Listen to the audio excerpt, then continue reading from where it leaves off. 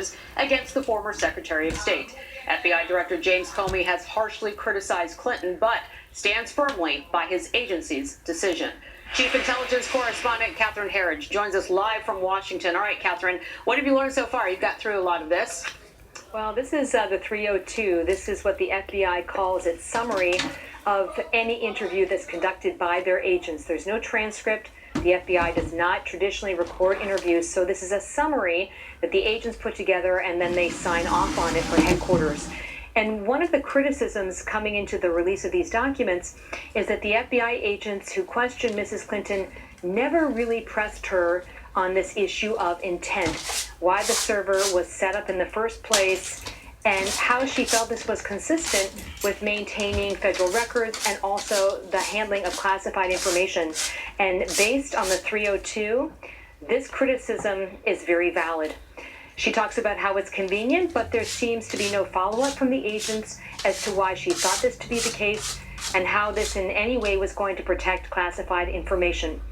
The other main headline reading this document is that on critical points, Mrs. Clinton seems to have forgotten or simply cannot recall for agents what the specific training was for classified information. And I'll read one section for you. She tells the agents that she can't remember when she got her security clearance and whether it was carried over from her time in the Senate then to the State Department.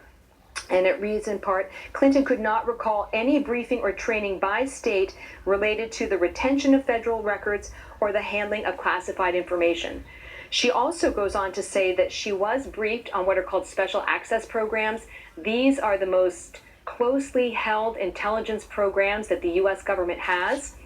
But she says she can't recall the specific training that she received or any kind of briefing for the handling of such sensitive information.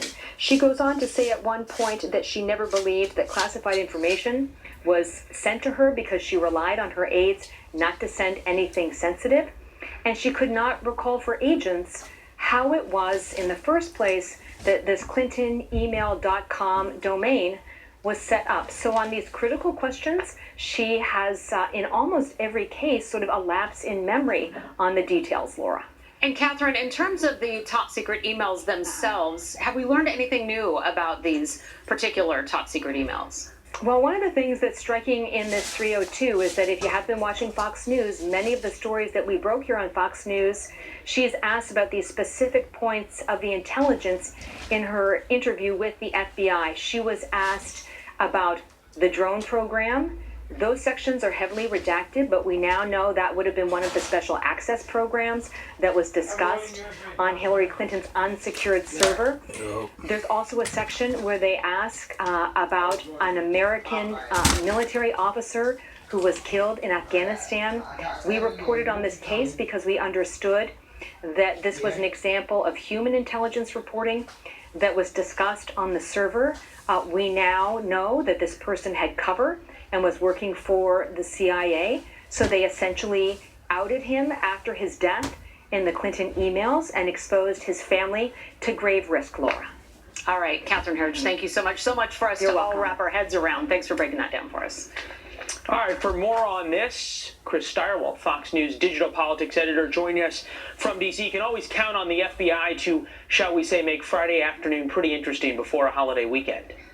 Well, Washington does like to take out the trash on Friday. The turkey drop, as it is also sometimes known. You take the bad stuff and you put it on the curb right before everybody leaves town. Well, you say they're doing this, but the FBI is supposed to be nonpartisan. They're supposed to be completely independent investigators, and that's the one thing that James Comey kept relying on. Is it then just a coincidence that you do the so-called turkey drop on Friday afternoon, or do we have to think this was planned by the FBI, therefore making it a partisan act?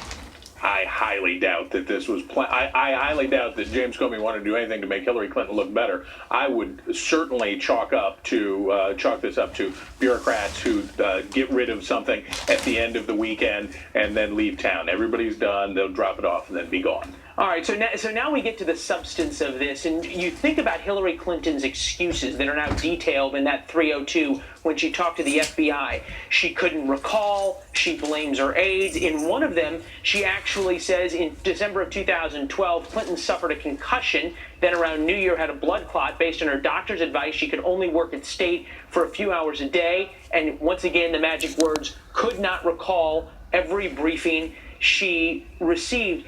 At some point, do all of these excuses, when given to the FBI, because if she lies to the FBI, it's a crime, so she had to get creative there, these excuses don't jive with some of the other things that she's done, like sign a non-disclosure agreement. So the question is, do these inconsistencies matter?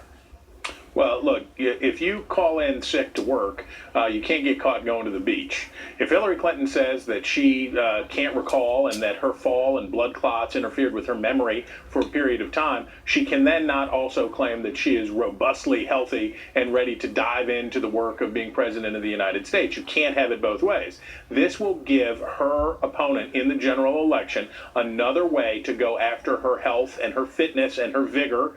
We have two of the oldest candidates running for office in memory, and I'm sure that her citing a bad memory and physical ailments as a reason for not recalling things is going to be good fodder for Donald Trump. Well, yeah, you think about another quote here from the FBI summary. Clinton could not recall when she first received her security clearance, and if she carried it with her to State via reciprocity from her time in the Senate. Clinton could not recall any briefing or training by State related to the retention of federal records or handling of classified information. All over the internet is the copy of the non-disclosure agreement she signed back in 2009 saying, I've been briefed, I understand, on and on and on and on. That seems to be a ready-made attack ad by Donald Trump or any super PAC supporting him.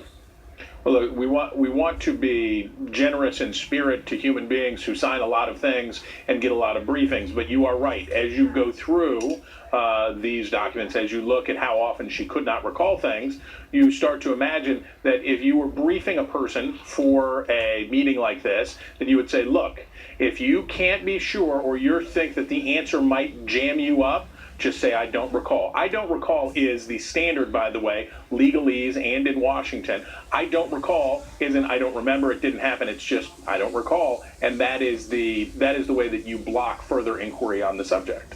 Right, so obviously there's a political calculation there. Do you try to walk around it, or do you just say, I don't remember, and that doesn't leave the FBI a lot of places to go? This, though, also goes to a different issue than simply recalling. It's what happened to Hillary Clinton's devices. And remember, she said famously, I wanted to use it out of convenience because I only wanted one device. Well, it turns out there was a lot of devices. This from the FBI report. Abedin, meaning Houman Abedin, and Hanley indicated the whereabouts of Clinton's devices would frequently become unknown once she transitioned to a new device. I mean, even college kids know to wipe their iPhone before they give it to their buddy. And we don't know whether the phones were wiped or what the condition was or whether she knew or didn't know. But what's funny is you go through this and you get how bad Hillary Clinton's first press conference on this subject is and how bungled her response has been to all of this from a political point of view. That rather than making a clean breast of things and getting on with it, yeah, I screwed up, I did the wrong thing, and all of those, the dissembling and now the shambles of a story that she ends up with, oh, I only wanted one device for convenience sake. Actually, never mind. So she's got a big problem when she eventually does have to give the press conference that she's going to eventually have to give, is that reporters are going to know all this stuff, and she is going to have better answers than I don't recall. 273 days since the press conference. We'll see if it happens anytime soon. There's really kind of a lot of different parts to this story, and we've been talking about this for a long time, Chris, but one of them is there's a real chance that there was harm done to the United States. It's one thing to try and cover things up, or perhaps you don't want people being able to read your email sort of selfishly. It's another thing if that behavior ends up really hurting the country that you're supposed to be serving and the people who risk their lives every day to do it. James Comey talked to that exact point. Take a listen. She also used her personal email extensively while outside the United States, including sending and receiving work-related emails in the territory of sophisticated adversaries. Given that combination of factors, we assess it is possible that hostile actors gained access to Secretary Clinton's personal email account. And now reading from the report to that point, forensic analysis of alert email records automatically generated by CloudJacket, one of the programs that she used, revealed multiple instances of potential malicious actors attempting to exploit vulnerabilities on the server. Of all of Hillary Clinton's emails, not just the ones that the State Department released. Right, and Hillary Clinton made herself an enormous target in doing this, and that was really the greatest reproof that you heard from Comey and throughout his testimony and throughout the press conference that he held, basically to say, if you read between the lines on what he was saying, it was, I can't prove that she was hacked and that foreign bad actors got into her email, but she probably was. And just because we don't have proof of that, now the danger for Clinton, of course, is that the proof will come in the form of the release of the emails, and that one day, and she has to go through every day of this campaign looking over her shoulder thinking, is today the day? Is today the day that Vladimir Putin does this? The other thing that she did was made herself vulnerable to fake emails because of all of this and BleachBit and whatever is tumbling around on her former server and out in the wider world. What's to stop somebody from dummying up some emails and saying, oh, I got these and this is what she said? She put herself in a terrible, terrible situation with this stuff. And now I'm going to ask you to do a little bit of analysis on the polls. We only have a couple of seconds left.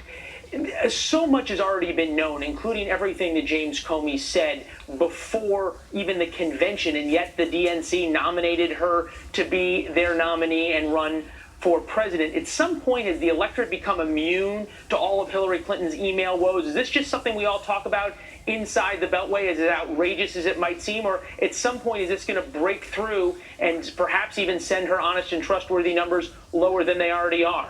How could they go low? I don't know how they would go lower. I will say this.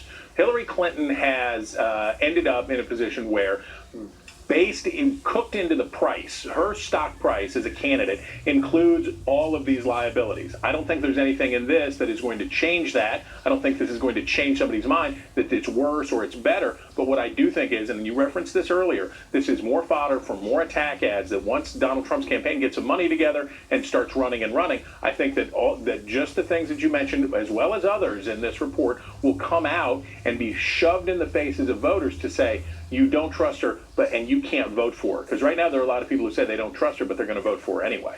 Well, Chris, if you thought you were going to have a holiday weekend relaxing, I think you got a little bit of work ahead of you, my friend. See you in D.C. Thanks for being with us. You bet. All right. Laura? All right, NBA star Dwayne Wade calling for better solutions to rising gun violence in Chicago. This days after his cousin was shot and killed. Why the Chicago Bulls player is also speaking out against Donald Trump. Plus, other players following Colin Kaepernick's lead.